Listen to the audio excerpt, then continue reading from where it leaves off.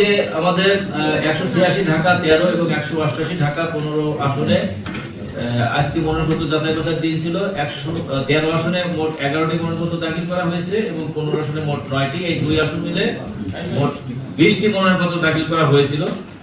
তো আমরা যাচাই বাছাই কার্যক্রম ইতিমধ্যে শেষ করেছি। শুধুমাত্র 15 আসনের একজন প্রার্থী মোহাম্মদ শামসুল হক, জাতীয় পার্টি, ওনার হলফনামার প্রথম পাতাটি একটু কারেকশন লাগবে, যেটাকে সম্পূর্ণ আকারে দিতে বলা হয়েছে। উনি 2টা পর্যন্ত সময় নিয়েছেন। আমরা এটা আর সবগুলো নিয়ে সিদ্ধান্ত দেওয়া হয়েছে। উনি 2টা পর্যন্ত দিলে তখন আমরা সিদ্ধান্ত ঘোষণা করব। তো এখন আমরা যাচাই বাছাইয়ের একটা গ্লান্স আমার সকলের উদ্দেশ্যে জানাচ্ছি। আমাদের 13 আসনে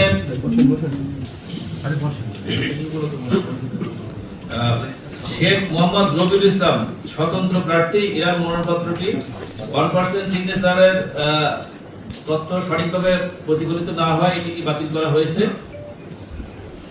জনাব মোহাম্মদ মিজানুর রহমান, এনার হলফনামায় স্বাক্ষর নাই এবং 20 নম্বর ফর্মে স্বাক্ষর নাই, এজন্য বাতিল করা হয়েছে। এটা গণ অধিকার পরিষদ জিওপি। শাহরিয়ার ইফতেখার, বাংলাদেশ মুসলিম লীগ মনোনীত প্রার্থী, এনার দলীয় মনোনয়ন সঠিক নাই এবং ঢাকা দক্ষিণ সিটি কর্পোরেশনের ওনার ট্রেড লাইসেন্সের টাকা বকেয়া আছে, যে কারণে এটি বাতিল করা হয়েছে। বাংলাদেশের সমাজতান্ত্রিক দল বাসদ মোহাম্মদ খালিকুজ্জামান,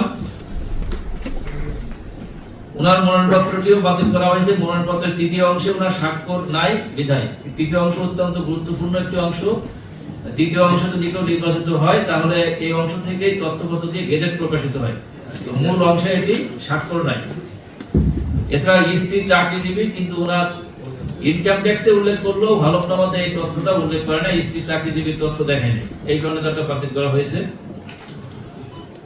সর্বশেষ 13 আসনে রাজু আহমেদ, আম জনতা দলের পক্ষ থেকে উনি মনোনয়নপত্র দাখিল করেছেন। ওনার মনোনয়নপত্রেও ত্রুটি ছিল, যেটি সংশোধন করে নেওয়া সম্ভব ছিল, কিন্তু উনি সরকারি চাকরি করতেন এবং গভর্নমেন্ট চাকরি থেকে রিটায়ারমেন্টের 3 বছর পূর্ণ না হয় ওই গ্রাউন্ডে এই মনোনয়নপত্রটি বাতিল করা হয়েছে। ঢাকা 15 আসনের সম্মানিত প্রার্থী, বাংলাদেশ কমিউনিস্ট পার্টি মনোনীত প্রার্থী আহমেদ শাহিদুল হক, ওনার দলীয় মনোনয়ন যেটা দাখিল করেছেন সেটা যথাযথ মানে ব্যক্তি কর্তৃক স্বাক্ষরিত না হয়, দলীয় মনোনয়নের এটা এই কারণে বাতিল করা হয়েছে।